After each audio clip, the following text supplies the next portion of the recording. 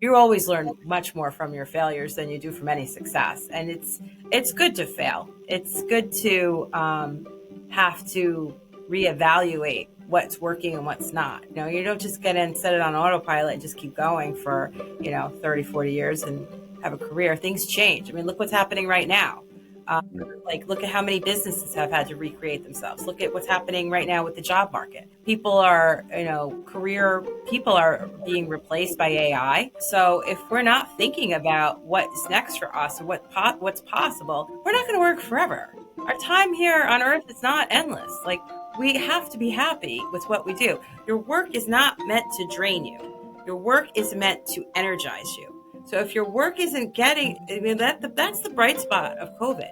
It opened up infinite possibilities. You could do anything you want and make money, right? So what is it you really want?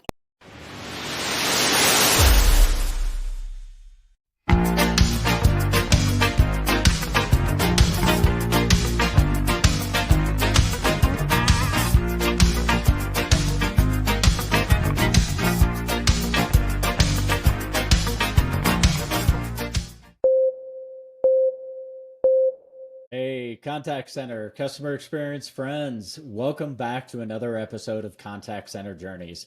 I'm super excited to be bringing on my guest, Valerie McSorley, who runs her own consulting services. Funny enough, ValerieMcSorley.com. And we'll get a story behind that, I'm sure. And she's also the CEO of Women in Contact Center Leadership, amongst many other things. So, Valerie, welcome to the pod. Hi, Fred. Thank you so much for having me here. Great to be with you. Absolutely. So, Valerie is a powerhouse of connection and innovation, award winning producer of podcasts, podcast host, visionary leader.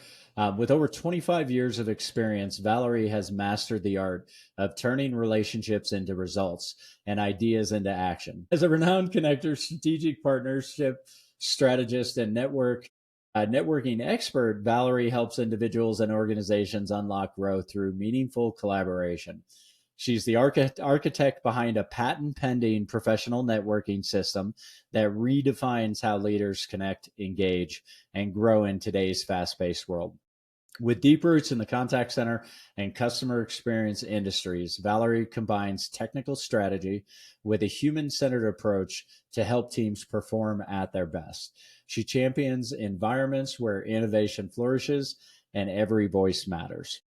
So, as always, the intent of Contact Center Journeys is to inspire the next generation of CX and contact center professionals through sharing the stories of those that came up in the industry, like Valerie, myself, and all the guests. So who doesn't love a great origin story? And we want to change the narrative in the contact center and customer service industry that jobs don't have a future, because we all know people personally, entrepreneurs, leaders, executives, even technology people, that come up in this space. Started as agents, like in my case, and maybe junior level leaders. Some people branched off into consulting, but nonetheless, they all started in this space somewhere and grew, their expertise through time and effort. So there are never any sales pitches in contact center journey, though. We're not here to sell you anything. We're really here to celebrate these stories. All we ask, of our audience is if you share the content, it's free to use. Share it out, like it, do whatever you want with it. Just tag us in it. Make sure to follow all of our guests, and make sure, to just subscribe to YouTube and all the various different podcast channels, and follow us on LinkedIn. So, without further ado, Valerie, tell us how you got into the crazy world of contact centers. Okay, so Fred, lovely to be with you today. My journey started many, many years ago. I was drawn to being an event professional. So I had a background in producing conferences, producing super high level executive conferences all around the country. That's how I really got started. So my first experiences right out of college were working for a nonprofit, which always had a lot of events and fundraising and a lot of people you had to bring together. And through the course of my career, that's something that I'm super passionate about is bringing people together, creating community. um, empowering people to be heard, creating spaces and places where every voice is heard, everybody matters, and people want to feel seen. And so, in doing so, I decided I wanted to learn everything I could about being in the event world. So, I had a role with nonprofits, then I had a role with an organization that did, like I said, conferences. Then I had a corporate, I had a very high end corporate job, which I was in charge of, and you high end insurance company. Everybody knows this insurance company. I won't name names, but I was in charge of, everything from the CEO's office, the board of directors retreats, all the sports marketing contracts. So I was really trying to diversify my experience as much as I could before I settled down and had a family, because I knew that maintaining a career was really important to me, and I knew the demands of the event world. I mean, you don't stop. It's a 24/7 environment. And I wanted to keep a toe in the water and keep my career intact once got married and started a family. So I thought the best way for me to do that would be to start my own business, which is why I wanted to learn and go out, radar on, antenna up the whole time, to learn as much as I could about the industry.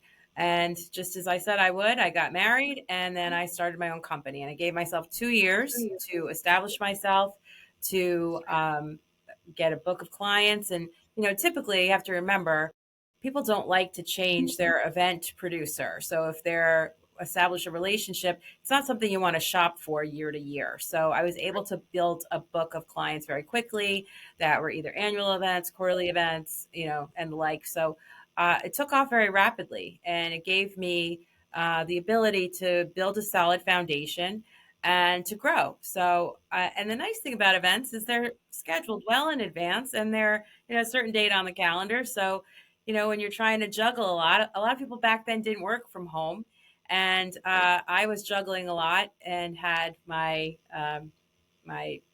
two sons, and was able to maintain a career that I loved, and also be maintain some freedom and flexibility in my schedule to be available and accessible to my son. Nice. So when did you get in the contact center side though? I mean, Yeah. let's So I when I started my business, I had a little bit of money that I had saved up.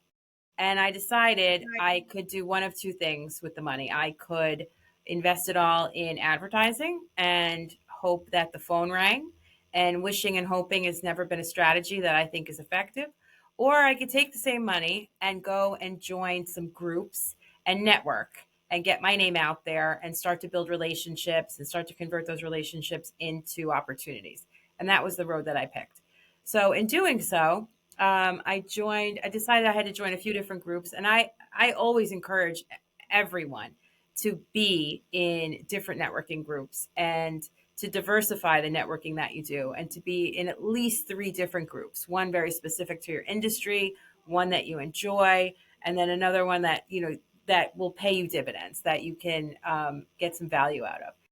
So I joined a group in Boston, where I live, and when I first joined the group, I remember looking around at all the members, and I thought to myself, I could see different opportunities with different members and different things that they were involved in. And at the time, I did a lot of different events, not just contact center events. I did fashion shows, golf tournaments, product launches, meetings, corporate meetings, retreats, all different types of things. And there was one woman in the group who was a founding member of a contact center organization here in the Northeast. You've probably heard of them, the Northeast Contact Center Forum. Yep. And she was one of the founding members, and I knew her from my networking group. And she said that the group was about 2 years in, and they had proven the concept, and they were ready to take it up a notch. And they thought that they were could benefit from some professional help with organizing their organization. And so I went and I met with them, and we did their fall event. I'll never forget it. And by the time we left that afternoon, by the time that first event wrapped up, they asked me to give them a proposal for their next three events. So, and that was a 15-year relationship, and we did four events a year, quarterly level, and I did all the marketing and advertising and all the sponsors and a whole lot of work with that organization. It was a really great experience. And then I decided that, a lot of folks were asking where else I did events like that. And, the answer at the time was, well, this is just here in the Northeast. And I thought I wanted to branch out because, when you have a business and, you want to try and streamline your operations, right? Like most businesses like to do. So it was really challenging to do a fashion show on a Saturday night and a golf tournament on a Monday and a contact center event on a Tuesday. So I decided to expand my offerings and to really go deep in the contact center space. What drew you to it? I mean, I love it. There's a lot of us that have been in this space for a long time, but what really drew your attention to this space? Yeah, that's a great question. And I think it touched on a lot of things for me. There was opportunities to learn. Yeah. I love to always have really great content and to identify topics and um, content that's going to be on someone's you have to always be thinking when you're a producer what is going to be top of mind for an executive 6 months from now because you do have extended lead times. So I like to think and I like to study different you know different types of uh, topics that will be resonating from a distance. So you have to go super high level, 30,000 feet up, and say, what's going to be a challenge that people are going to need to solve in the future? And who has a story to tell around that? And then building those conversations. So, in contact centers, there's so much opportunity and so many different angles to examine, and not to mention the fact that they cross so many different industries. So I thought that was really exciting to see. Like everyone with an 800 number essentially is a perfect target to attend this type of event. So Right. I like that. I like to identify niches and I like to build things. And I've always liked to build things. So I thought that was really interesting. And then there's so much technology in the space, which makes it really a perfect marriage for sponsorships. And Yeah. when I got started, I mean, I was selling sponsorships. I was doing, all the pieces that go into all of these different types of functions. The contact center industry was the only one where the vendors were calling me for sponsorships. So that got my attention very early on. Right. Yeah, that was the primary way we met clients. Back that long ago. I mean, there wasn't all of the digital content or accessibility. So you made it 15 years working that amongst other shows and events. So, but you continued to double click really in this space, the contact centers. So walk the audience through what was the rest of the journey. I mean, that was it's an interesting pivot. Let's dive in that. So the pivot didn't happen yet. I'll get to the pivot part, but this is more of an expansion. So I decided to double down on really where the industry and the opportunities were leading me because I had built my network far beyond just the 5 states that built up New England. And there I decided to take a look at and sort of study the competitive landscape to see where are there exceptionally high levels, high concentrations of contact centers within the US. So I built a 5 city tour from scratch by myself. And that tour went to Phoenix, Chicago, Miami, DC, and of course, I had to have a tour stop in my hometown of Boston. And that was doing exceptionally well. And then COVID happened. So um, I had sponsors signing up for all, 5 cities at a clip. And I worked really strategically with my sponsors as partners. And I think that's different. That I know that level of service is not something that you get with just any event organizer. So, to be able to say, okay, well, we're going to go to all 5 cities together. And when we get to this stop, who's on your list? Who's on your target list? I'd roll up my sleeves and work with my sponsors in a way. Well, first of all, I did it two ways. I created experiences for them where all of the vendors in the room was super boutique, super high end, high touch, I made sure that the sponsors that were in the room were all complimentary. So, you weren't going to have like four BPOs side by side, and Right. that's just too competitive. We created an experience where all of the technology that was being offered, it was all complementary to one another. And then from that, we also, I was able to really coordinate all these target hit lists. And I'd say, okay, great. When we get to Phoenix, we're not just going to rely on whoever registers and buys a ticket to show up. We're going to put people in that room that we want to engage with, that we want to have the FaceTime with. People, this was around the time where people stopped, picking up their phones. It was harder and harder. It's been harder and harder and harder to reach your target and to have the FaceTime with your prospects.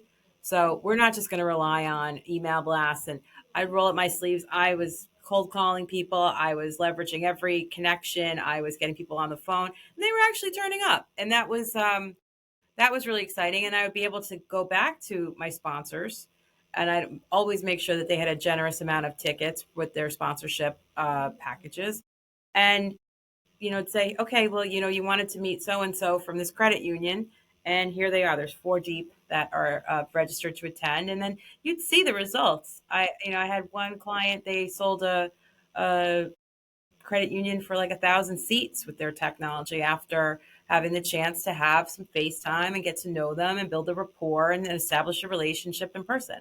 And that's really the work that lights me up. I mean, I love to bring people together for, meaningful engagements like that. So, having that opportunity to create from the ground up something the way I always wanted it to be.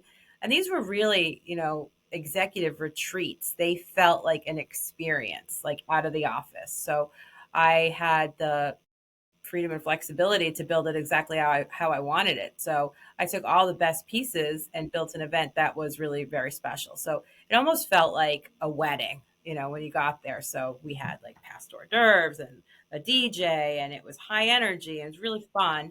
And people enjoyed it. And, you know, the numbers will tell that I was doubling, tripling the size in a very, within a year and a half. And it was really Oh, very successful until COVID hit and killed the entire industry, which we all know what happened there. So yeah. that was really difficult. We were a week out from our first stop in Phoenix. Phoenix had been one of the hottest markets that I was able to tap into something really special out there. And yeah, it was difficult. It was a really difficult time. Yeah, I could imagine. I remember the challenges. I've worked remotely for 20 years. This is 20 plus. This is nothing new for me, but the way it changed everybody's life, let alone, I mean, being an event planner, I mean, there's no events. I mean, we couldn't, even if you wanted to, you couldn't bring people together, even in your own home in some places. Um, so I mean, would you do? I'm curious. I mean, obviously, it was hugely emotional. There's all the outside impacts. The psychology of it all will be studied for years. But how about you for yourself? I mean, would you do? uh, it was an exceptionally difficult time to say the least. I had sold out. I would sell packages, so I had all five cities already committed to for the entire year. I had well into six figures on the table, and nobody really talks about this, but you know, it wasn't just that the product was completely obsolete, and nobody really, people talk about how they pivoted and restaurants and the takeout and this and that, but what did you do when you have all the money for a product that no longer exists? This was terrifying. So at the time, I remember thinking, my husband was saying, do we need to take out a loan and repay like all of these return all the money? And I'm like, well, wait a minute, that doesn't really feel right to me, because I did all the work. I mean, I put 9 months of my work into that, and that's how I made my income. So it didn't really feel right. So I said, you know what? I'm going to figure this out. So of course, initially, March went to May, May went to September, but then the writing was on the wall. And it's really funny to me that I had the same conversation. I sought out mentors and people that I really admired, and I thought were very smart. And I went to them individually, one on one. Some we were taking like long walks. I live by the water here, South Shore of Boston. Some we'd go take a socially distant walk and just talk, and it was a very painful time.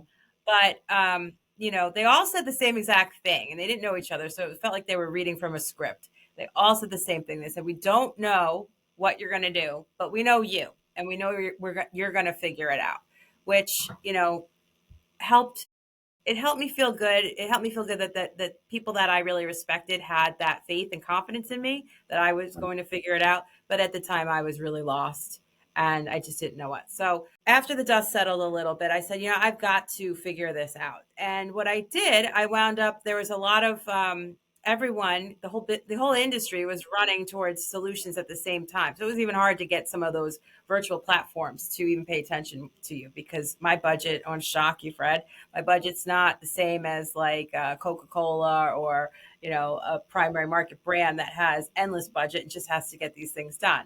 So I was able to find a virtual event platform that I could afford, that was easy enough to use, that I could build, and I would stay up. And I built that platform.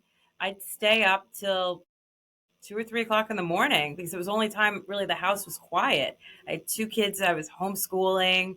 84 meals a week were coming out of the kitchen, just trying to keep everybody sort of happy. And I just needed time to think. So I sat up, I built this website and this platform, and I was able to pick up all the content, retool it because everything at that point was obsolete, which I was planning to talk about. And I built a month long experience that was the entire month of August, which again, completely upside down. It's unheard of. You don't really plan big events in August. So Right. I built a whole month long experience. And then I took each individual sponsor and I carved out a runway for them because everyone was starving for pipeline at the time. And I created a virtual event series, and they each had an exclusive week. And that's how we were able to make virtual connections. And I've always been a facilitator of bringing people together. And I was able to do that. I was able to, go through Zoom and just kind of pull you through and have an experience with me. And was still able to make introductions and do the work that I was hired to do. And satisfied all my sponsors. And I kept every penny on the table, every single penny. And I'm incredibly and will always be proud of that fact. That is awesome. And that just attests to the partnership. If you didn't build a partnership and a relationship with those suppliers, they would have never given you the opportunity. I mean, we were all very, I think, considerate at that time, right? Everybody understood. No one knew really what was going to happen. And I think we all had a little more patience than usual. But, the fact that you were able to build that, get it out, solve it, and keep all the money on the table. I mean, that just attests to the relationships. Because if you didn't have that, they wouldn't have trusted you to be able to do that. Relationships matter. Relationships are everything. In fact, really funny. There was one. There's always one. There was one sponsor that gave me a hard time, but I'll tell you the truth. They were giving me a hard time before COVID happened. So it is what it is. But funny thing was, three members of their team wound up working at this organization that I had worked with individually over my, past 15 years or so. And they were all three people I had these great relationships with on the same team. And they all went to bat for me. And they said, listen, we know Valerie a long time. We know the caliber of her work. We know she's going to get it done. And we trust her implicitly. And then this person's boss was on the phone and they said, yeah, sure, we could force her to pay the money back, but what are you going to do with it anyway? There's no events to go to. At least she's giving you an opportunity to start to build some pipeline and to drive some conversations and to start to, build some momentum. So that was a win. That was no short order though, keeping all that together. But that led to me to some really interesting things. And I still do things virtually, and I really like working and doing virtual events. I still do them to this day. I During that time frame, I started to notice a lot of things that were happening, particularly to executive level women that I had known through the industry for many, many years. A lot of changes were happening. A lot of them were leaving, very senior leaders were leaving their posts. And there were just challenges that were happening that I thought deserved some attention. So I created Women in Contact Center Leadership as a virtual community, and that still continues. And I have met some amazing leaders in the space. And when we have had the opportunity now to get together and meet in person, as the pendulum has swung back now for many, many years, um, those relationships, again, even remotely, are still so valuable. And when we get the chance to get together, it's like the roof comes off. The energy is so electric, and it's really, really, really awesome to see. And we talk about, you mentioned tomorrow's leaders. There's been so many women that I've had the chance to work with, to mentor, to be mentored by, that are part of that community. And we, unpack a plethora of issues. And that's where I see so much work is being done, and people are able to share advice, wisdom, um, referrals, a variety of different things. But really, especially right now with the explosion of technology and AI in the industry, there's a lot of concerns, there's a lot of anxiety. Of course, there's a lot of excitement, but there's a lot of different, just emotions happening all at once.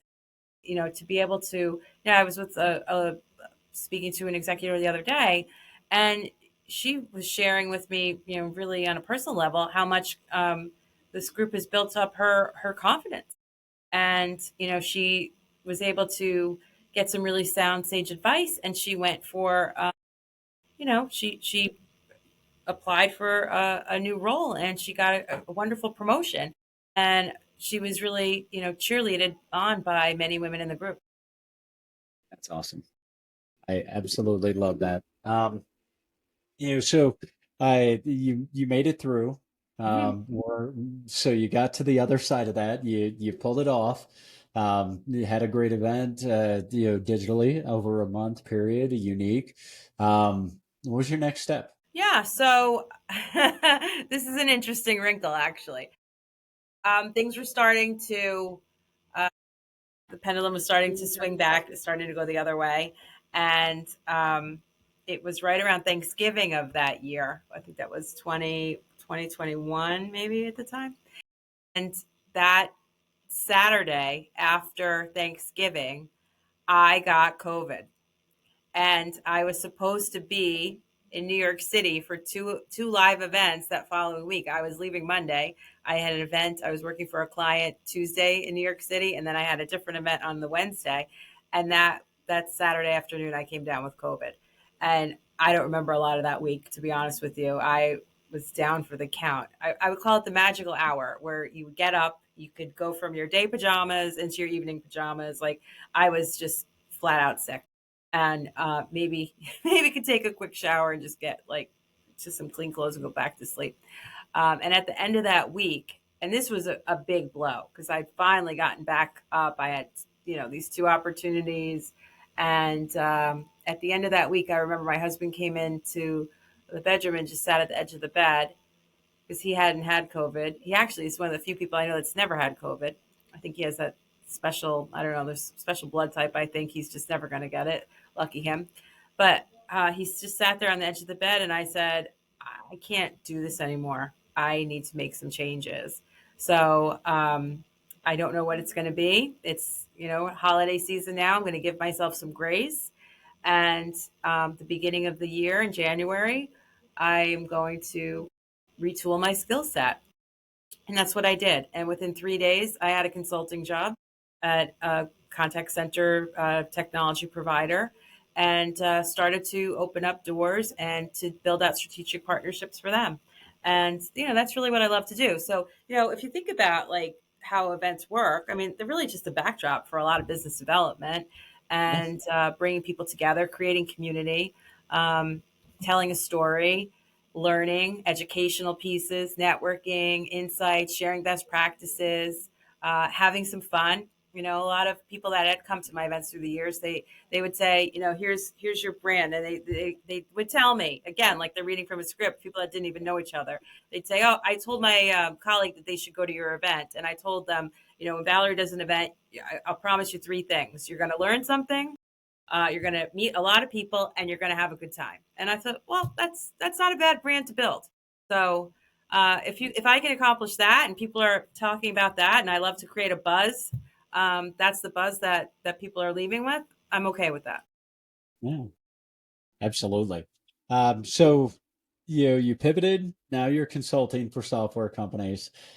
So we're getting close to today. Um, what was the next steps? I mean, walk me through. Yeah, so I work for some technology vendors, and I think that I really like I know how to build things. I know how to get things done. I know how to bring the right people together. I know how to jumpstart. I know how to deliver growth. I know how to accelerate the process. I know quite a bit about how marketing and getting a message to land. And I decided I'm happier to be on my own. I do a lot with women's leadership. I was doing some speaking. I actually was delivering a workshop, and our friends at Benchmark Portal were attendees at this event where I was giving a women's workshop, and I believe the the content was all around the power of community, and it was how to become a stronger leader. What are the good characteristics of being a strong leader? What are the benefits of having a good strong community? What can we learn from each other? And just bringing takeaways back to build stronger teams. And Bruce Belfiore from Benchmark Portal was there, and he was actually at the women's leadership breakfast, which is I always question the men that want to go to the women's leadership breakfast. I'm always like, okay, what's the real reason that you want to be in the room? And 9 times out of 10, they say they want to understand and support the women leaders on their team, in their organization. So Bruce actually he led a standing ovation at the end of that breakfast. So we had, I like to get in there. I want to wreck the place. I have people, like, I break them up into groups. We're talking and we're sharing, and we're doing all kinds of crazy things. And the energy in that room that day was really electric. And it was the kickoff breakfast for the whole 2 days that we were going to be together.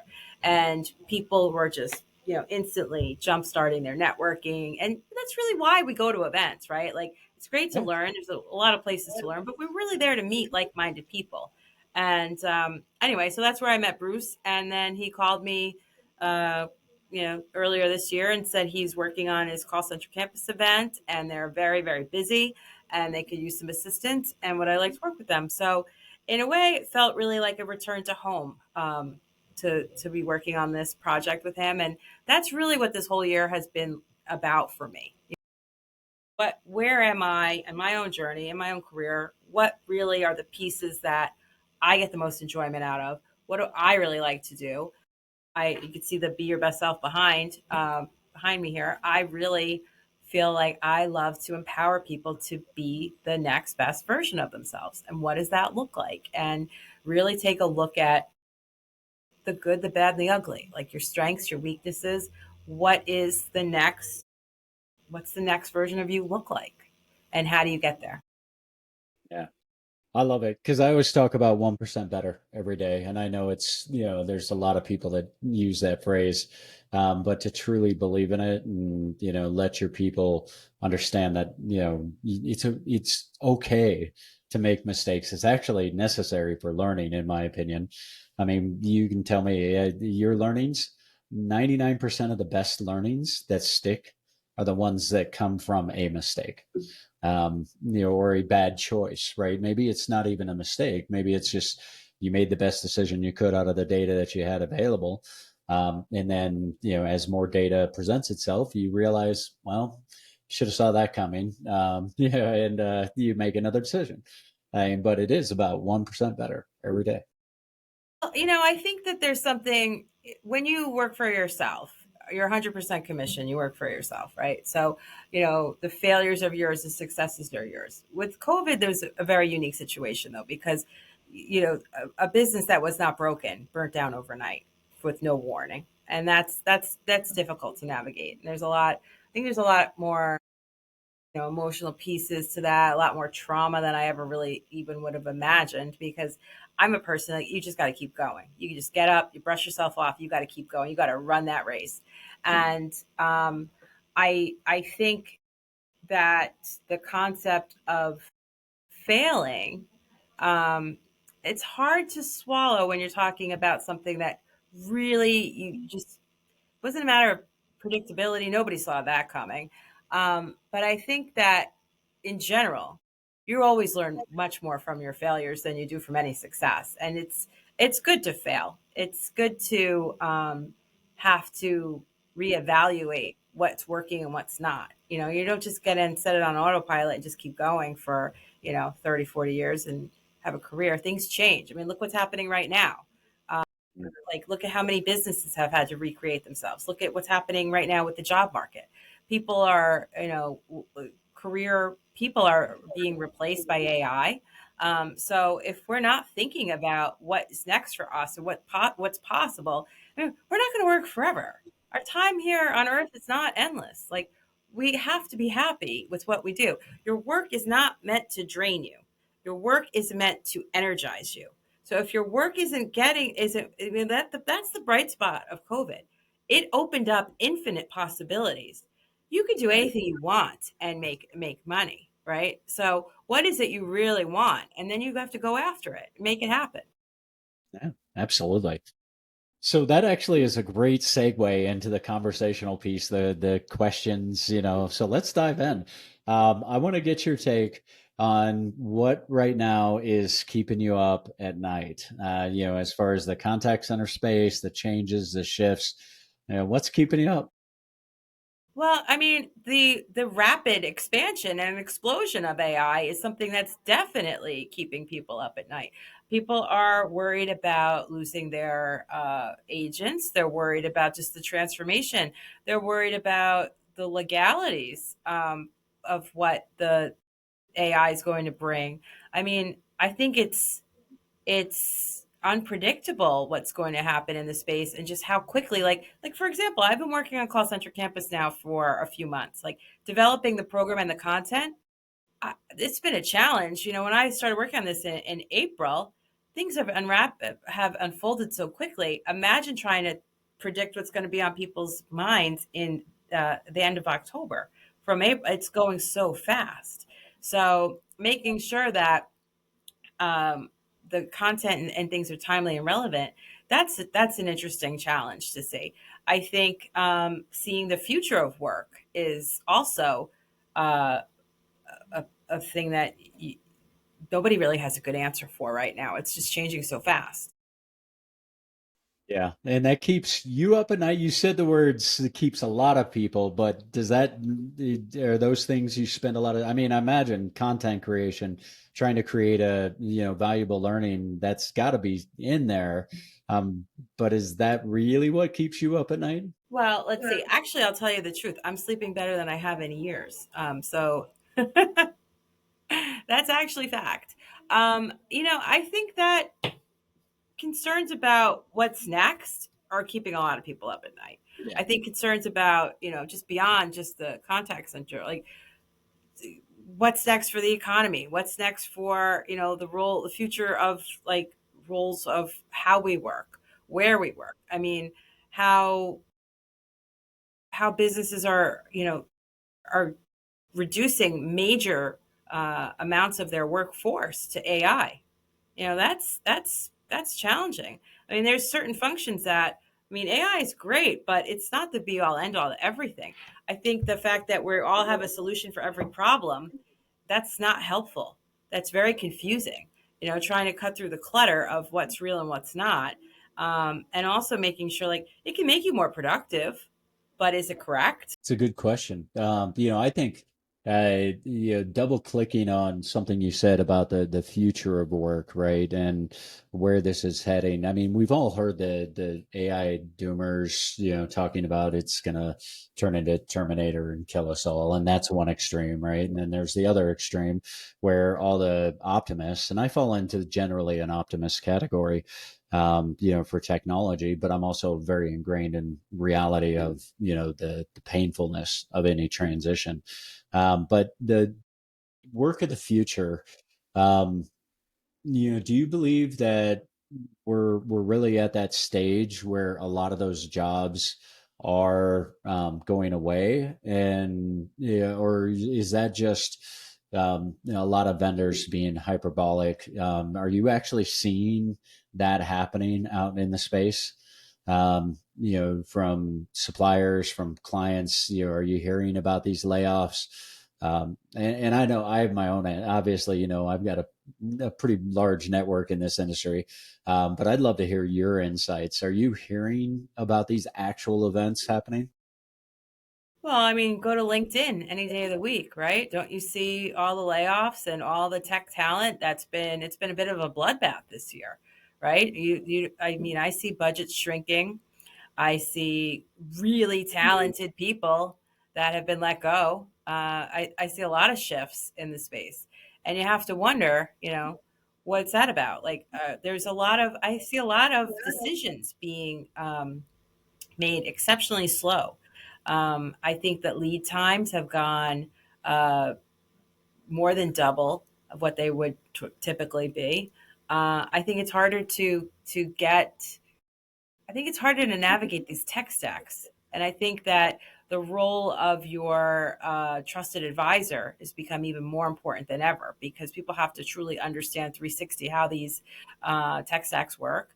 But also, there's a lot of legal issues now that with AI could be offering. We've seen the lawsuits that are starting to happen, right? So that's something to think about. And I've noticed a lot of brands that are being sued, but I also know where's the BPO provider in that lawsuit, right?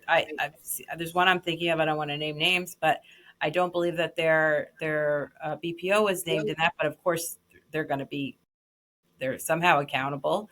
Um, Depending on the contracts, right? I yeah. mean, depending on how, if it's a big enough brand, you can force a lot of things into those contract terms. It's going to get interesting. I mean, but yeah, I mean, just to click into the enforcement or the regulations of this stuff, the latest, what was it? The bill, I don't remember the bill's name. The one that was going to require you to, put yourself on a list if you're outsourcing outside of the country, and two, pay a fine if you don't follow the regulations.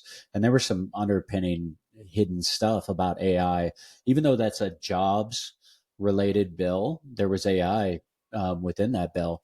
Talking about having to announce that it is AI, giving somebody a direct immediate opportunity to talk to an agent if someone chooses, and then of course again registering if you're using bots in replace of humans.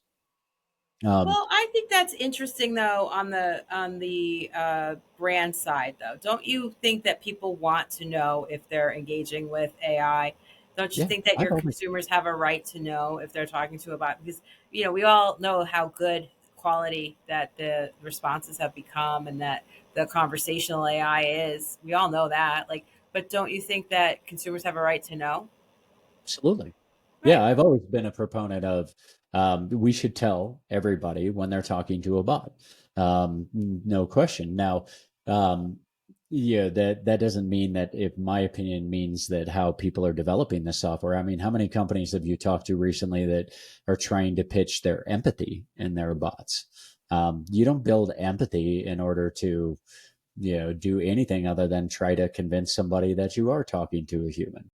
And that's I mean, no, yeah, absolutely. You should tell everybody right away. I think that's reasonable, and I think that'll get passed.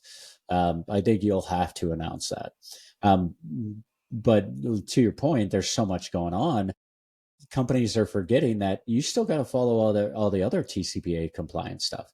That there's a big class action right now, a couple of them, that are because people forgot to announce that they have to record this, or this call will be recorded for compliance and training purposes. And they forgot that. they didn't build that prompt into the front end and force it to happen in every single call. And now they got a class action suit because what do you know that the AI tools are using those recordings in order to train and tune the systems. So here we are, you know, again, people forgot in their excitement to try to deploy this technology that the compliance still falls in whether you're using AI or a live agent. It doesn't really matter. Still got to follow the rules. Right. Well, two things that you just hit on that I want to just uh, touch on. There's a wonderful story that was shared that came out of my women's community.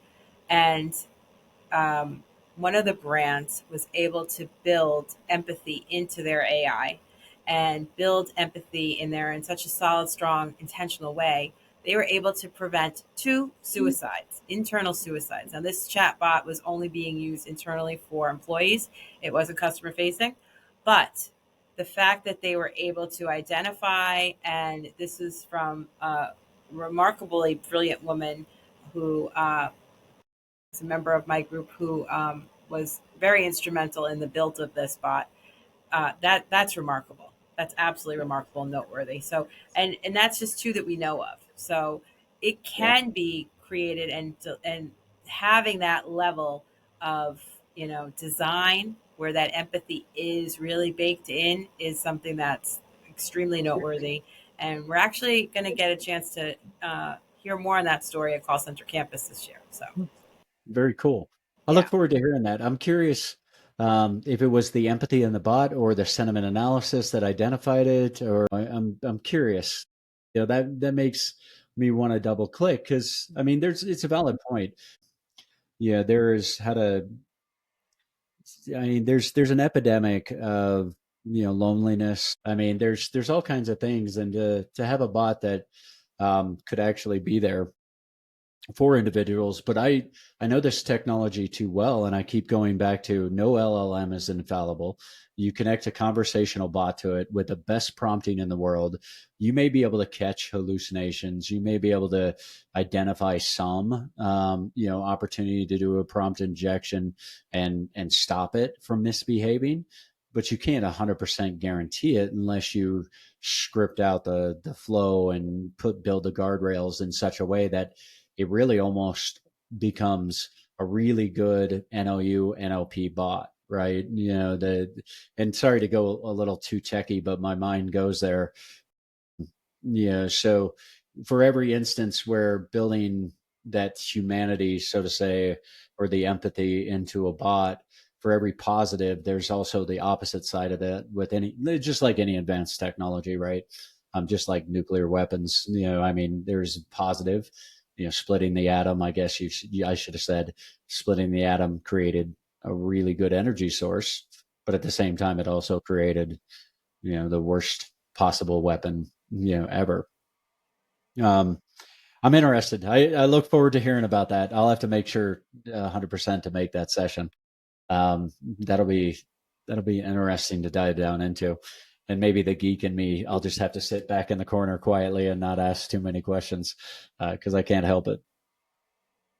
So Well, you're going to be there to ask questions, and that's where a good I will be. conversation is born. So, Yeah, I yeah, can tell you another absolutely. interesting story about splitting the atom, but maybe that'll be for another time. It's actually one of my relatives on my grandmother's side was involved and was actually named.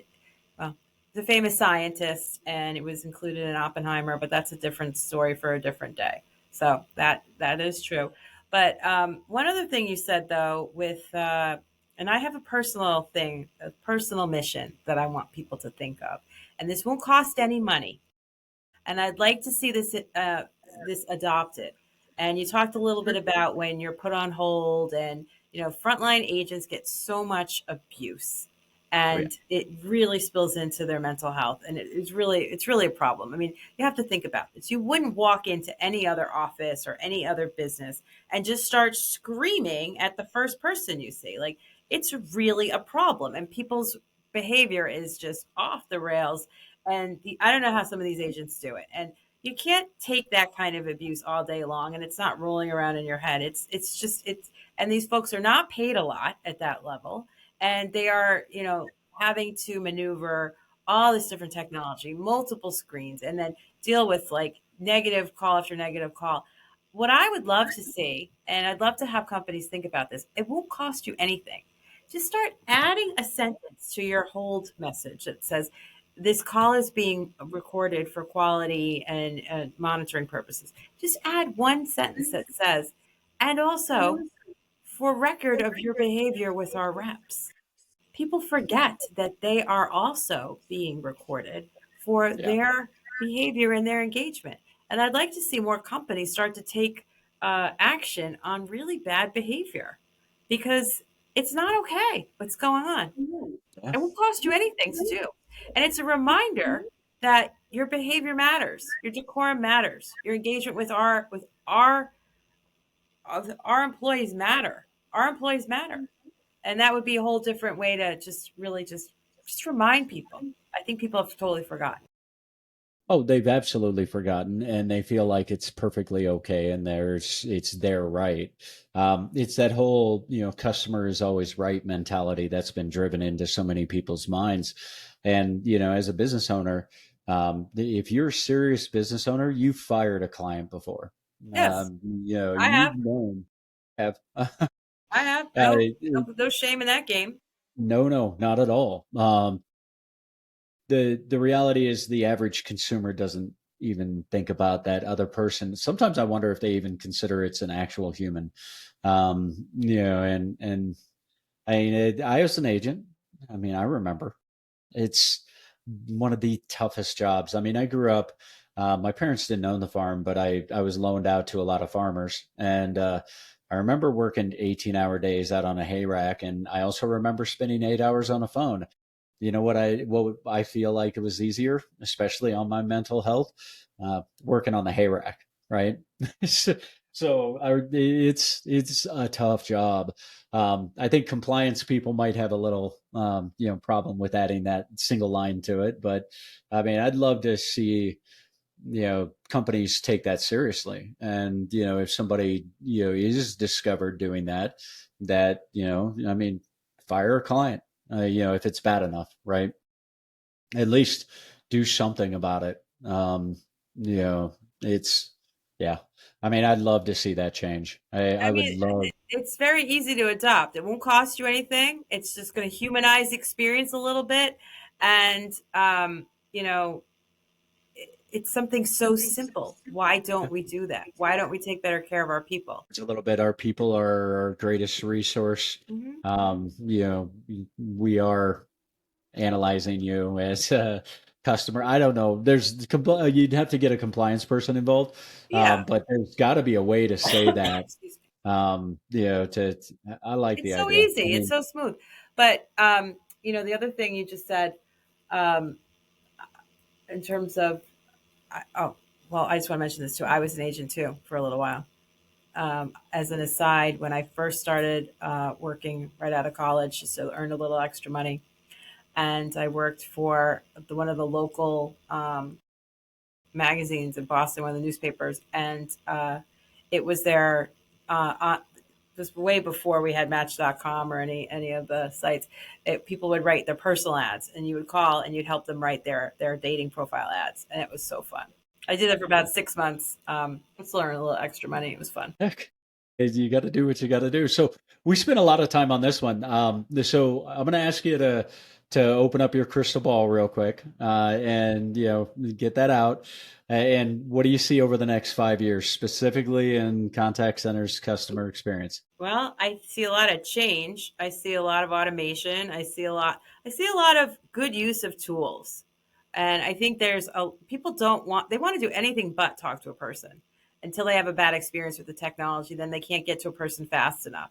What I'm hoping to see is a sophistication of the roles of the agent, and that they finally can have recognition of the fact of how difficult their job is. This is not the same. I mean, these agents are paid with the same level as you would be working in fast food or entry level, and this is a much different nature of the sophistication that's required. So I'd like to see a maturity in organizations by finally understanding that this is the voice of the front line. Like this is the voice of our customer, our voice of our company. And I think it's probably going to be about that time because in the next 5 years, anything that doesn't require a human to touch, anything that can't, right now, as we stand, anything that can be automated should. So I'd like to see a little more of that. Yeah, I agree. I think the deflection and handle rates of these systems, and the actual quality of the voice, and I mean, they've almost got it to human like, pauses, and yeah, I mean, it's so good. The right technology implemented the right way with the right data and training. But yeah, I'm with you. I think the future agent is a much more skilled, high empathy, really, kind of almost customer management versus customer service, where they really understand the customer, they have all the details, and their job is to ensure that with empathy they help the customer solve whatever problem it is, and it's done quickly. I like that. I like that a lot. I hope you're right. Um, I think we'll have a period of time like we're in right now where there's still a lot of confusion and a lot of challenges, but I think we'll get there for sure. And definitely within 5 years, no question about it. So if you were to give advice to your younger self, or in another term, for the audience that's just getting into contact centers, customer experience space, um, you know, what would you tell them? What would be your advice to, a newbie just getting in, just starting to learn? Well, I think that the contact center industry is really unique in the sense that people may leave their organization, they may leave their center, but they don't tend to leave the industry, which is really sort of unique. I can only think of really one other industry that I see that people really don't leave the industry, and that's like think about hotel concierges. They may leave their hotel, but they just go to the hotel across the street, which is a lot of what you see in the contact center.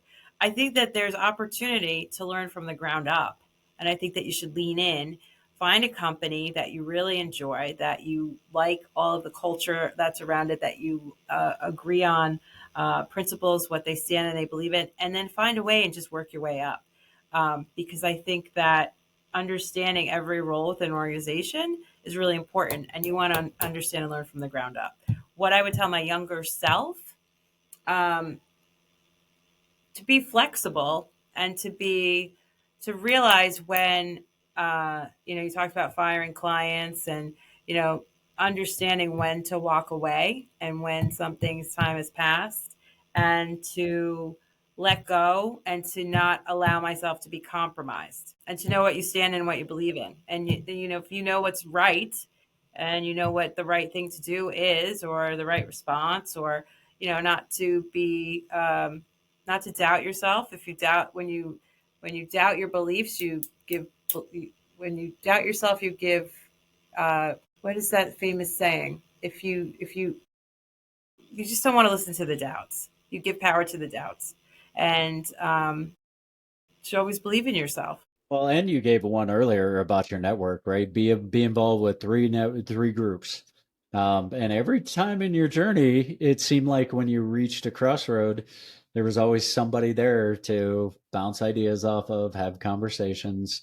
So I mean, I'd have to call it out. It sounds like network is also something that you definitely recommend for anybody in the space. Your network is your net worth. Um, if you doubt your power, you give power to your doubts. That's what I wanted to say a minute There ago. you go. Um, your network is your net worth. Your network is everything. Your lifeblood of your business is always your sales, but where do they come from?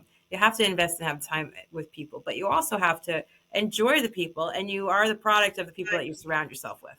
So, um, making sure that you keep your network, keep your communication fresh. What you put out there on LinkedIn is important. Like, what is your personal brand? Everyone has one, whether you know it or not. Is it Yeah. reflective of who you really want it to be? Um, yeah, yeah, for sure. So, I'm not sure if I answered that question right, but Yeah. There's no right I, or wrong. your network is everything.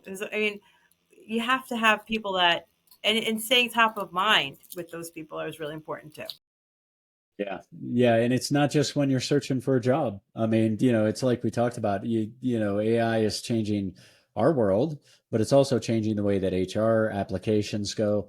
The average job, all the hiring managers I talk to, if it's any junior to senior level leadership role, they're getting 1,000+ resumes per post. Do you really think that sending your resume via AI tools or manually going in and applying to jobs, if that's going to get you, do you think that's the future? How you're going to land a role when you need it? No. Not a chance.